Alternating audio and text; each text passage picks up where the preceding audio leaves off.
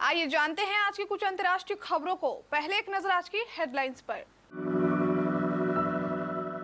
योग दिवस पर पीएम मोदी बोले, कोरोना के खिलाफ लड़ाई में योग उम्मीद की किरण। मुश्किल समय में इसके प्रति लोगों का लगाव बढ़ा। मिशन 2024 की तैयारी में जुटे विपक्षी दल, 10 दिन में दूसरी बार मिले एनसीपी चीफ शरद पवार और प्रशांत किशोर।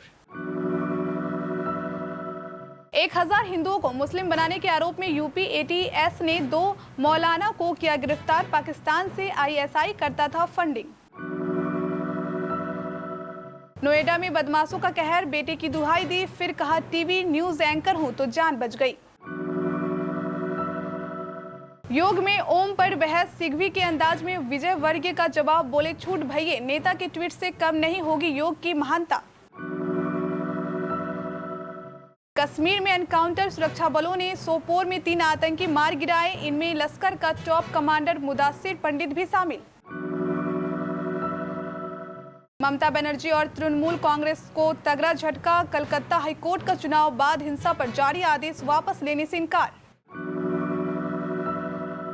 किसान आंदोलन में राकेश टिकैत का ऐलान, सरकार नहीं सुन रही तो हम राज्यपाल के माध्यम से कहेंगे अपनी बात। अक्षय कुमार ने अपनी बहन अलका को समर्पित की फिल्म रक्षाबंधन, इमोशनल पोस्ट के साथ शुरू की शूटिंग।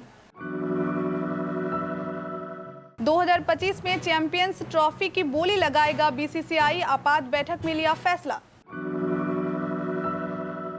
आज दुनिया भर में 7वां अंतर्राष्ट्रीय योग दिवस मनाया जा रहा है। इस दौरान प्रधानमंत्री नरेंद्र मोदी ने देश को संबोधित किया। उन्होंने देश को योग से सहयोग तक का मंत्र दिया। उन्होंने कहा कि आज जब पूरा विश्व कोरोना का मुकाबला कर रहा है तो योग उम्मीद की किरण बना हुआ है। 2 साल से विश्व के बड़े देशों में भले ही कोई बड़ा सार्वजनिक कार्यक्रम नहीं हुआ हो, लेकिन योग के प्रति उत्साह कम नहीं हुआ है। इस बार की थीम योगा फॉर वेलनेस ने लोगों में योग के प्रति लगाव और भी बढ़ाया है। उन्होंने कहा, हमारे ऋषि मुनियों ने कहा था कि सुख दुख में समान भाव रखें। उन्होंने संयम को योग का पैरामीटर बनाया था। आज जब पूरा विश्व कोरोना महामारी का मुकाबला कर रहा है तो योग उम्मीद की एक किरण बना हुआ है।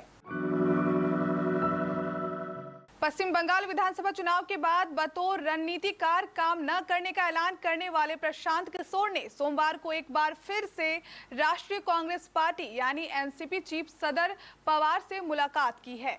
खबरों की माने तो शरद पवार ने दिल्ली में प्रशांत किशोर संग बैठक की। बीते 15 दिनों के अंदर दोनों की यह दूसरी मुलाकात है, जिसके बाद सियासी अटकलें फिर से तेज हो गई है। सियासी हलकों में यह कहा जा रहा है कि अगले लोकसभा चुनावों में विपक्षी दल पीएम मोदी के खिलाफ अगले चुनावों में एक साझा प्रत्याशी उतार सकते हैं। इसलिए प्रशांत किशोर के साथ एनसीपी चीफ की मुलाकात को अहम माना जा रहा है। इससे पहले 11 जून को प्रशांत किशोर शरद पवार से उनके मुंबई वाले आवास पर मिले थे। दरअसल दोनों की मुलाकात को 2024 में होने वाले आम चुनावों की तैयारी के तौर भी देखा जा रहा है। माना जा रहा है कि दिल्ली और अलग अलग राज्यों में बीजेपी विरोधी दलों को एक मंच पर लाने को लेकर चर्चाएं हो रही है। यूपी एटीएस ने रुपए, नौकरी और शादी का लालच देकर धर्मांतरण कराने वाले गिरोह का खुलासा किया है। एटीएस टीम ने सोमवार को गिरोह के 2 सदस्य काजी जहांगीर आलम और मोहम्मद उमर गौतम को गिरफ्तार किया है। गिरोह पर अब 1000 लोगों को धर्मांतरण करके मुस्लिम बनाने का आरोप है। इन्हें आईएसआई और विदेशी फंडिंग होती थी। ADG law and order Prashant Kishor ने सोमवार को लखनऊ में प्रेस कॉन्फ्रेंस करके इसकी जानकारी दी। उन्होंने बताया कि दोनों आरोपी मोहम्मद उमर गौतम और मुफ्ती काजी जहांगीर कासमी दिल्ली के जामिया नगर इलाके के निवासी हैं। दोनों आरोपी पर यूपी के अन्य प्रदेश में भी धर्मांतरण कराने का आरोप है। लोग गरीब हिंदुओं को निशाना बनाते थे और अब तक 1000 से ज्यादा हिंदुओं का धर्मांतरण कर चुके हैं।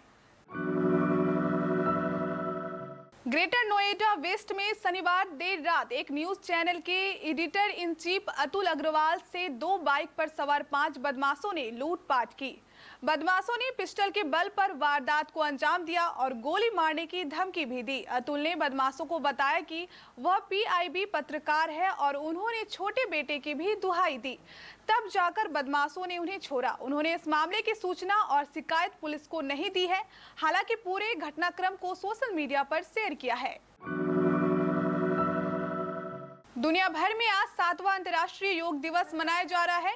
पूरी दुनिया जब योग दिवस पर योग को जीवन शैली में शामिल करने के लिए इसके लाभ गिना रही है, वहीं कांग्रेस के नेता इस मौके पर भी धर्म का पाठ पढ़ाने में जुटे हैं।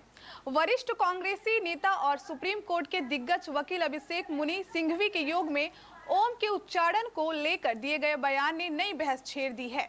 भाजपा नेताओं ने भी सिंघवी के अंदाज में पलटवार किया है। वहीं बाबा रामदेव ने कहा कि सन्मति दे भगवान, बता दें कि अंतर्राष्ट्रीय योग दिवस पर कांग्रेस नेता अभिषेक मनु सिंघवी ने ट्वीट किया कि ओम के उच्चारण से ना तो योग ज्यादा शक्तिशाली हो जाएगा और ना अल्लाह कहने से योग की शक्ति कम होगी। जम्मू कश्मीर से धारा 370 हटने के बाद सेना का ऑपरेशन ऑल आउट जारी है। सुरक्षा बलों ने सोमवार को कश्मीर के बारामूला जिले के सोपोर में लश्कर-ए-तैयबा के 3 आतंकियों को मार गिराया है। इनमें लश्कर का टॉप कमांडर मुदासिर पंडित भी शामिल है। मुदासिर कुछ समय पहले हुई 3 कश्मीरी पुलिसकर्मियों, 2 पार्षदों और 2 आम नागरिकों की हत्या में शामिल था। कश्मीर आईजी विजय कुमार ने बताया कि मुदासिर कई दूसरी आतंकी वारदातों में भी शामिल था। उसने 29 मार्च को सोपोर में लॉन बिल्डिंग के पास 2 पार्षदों रियाज अहमद पीर और शम्स उद्दीन पीर की गोली मारकर हत्या कर दी थी। इस घटना में पुलिसकर्मी शफकत अहमद की भी मौत हो गई थी। पश्चिम बंगाल की ममता बनर्जी की अगुवाई वाली तृणमूल कांग्रेस सरकार को कलकत्ता हाईकोर्ट में तगड़ा झटका लगा। सोमवार को हाईकोर्ट ने बंगाल चुनाव 2021 के बाद राज्य के अलग अलग हिस्सों में हुई हिंसा पर जारी अपने आदेश को वापस लेने से इनकार कर दिया। कार्यवाहक मुख्य न्यायाधीश राजेश बिंदल की अध्यक्षता वाली 5 जजों की बेंच ने राज्य सरकार की भत्सना भी की। 5 जजों की बेंच ने कहा कि राष्ट्रीय मानवाधिकार आयोग के पास अब तक 541 शिकायतें जमा हो चुकी है, जबकि राज्य मानवाधिकार आयोग के पास अब तक एक भी शिकायत जमा नहीं हुई है। कोर्ट ने ममता बनर्जी की सरकार से कहा कि उसने हिंसा को रोकने के लिए जो कार्रवाई की, उस पर अपनी रिपोर्ट राष्ट्रीय मानवाधिकार आयोग के समक्ष पेश करे।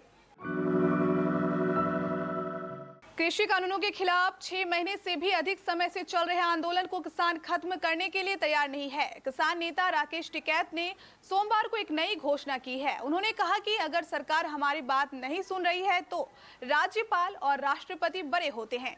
हम राज्यपाल के माध्यम से अपनी बात कहेंगे। उन्होंने बताया कि 26 जून को किसान आंदोलन के कुछ प्रतिनिधि हर राज्य में राज्यपाल या उपराज्यपाल के पास जाएंगे, उन्हें अपनी मांगों की जानकारी देते हुए ज्ञापन देंगे और उनसे मिलेंगे। चूंकि कोरोना महामारी का समय है, इसलिए हर राज्य में केवल 5-6 लोग ही राज्यपाल या उपराज्यपाल के पास जाएंगे।